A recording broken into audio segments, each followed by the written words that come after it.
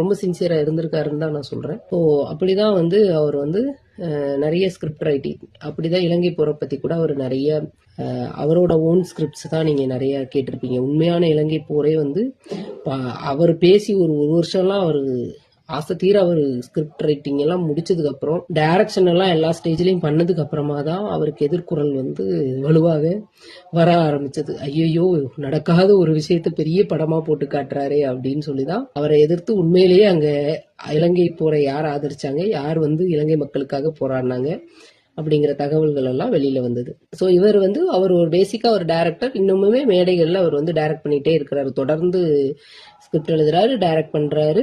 அதை அவர் தொடர்ந்து சின்சியரா பண்ணிட்டு இருக்கிறாரு.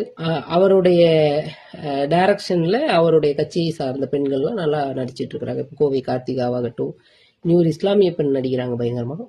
ஸோ இதெல்லாம் அவங்க பண்ணிட்டு இருக்காங்க. அடுத்தது நடிகர்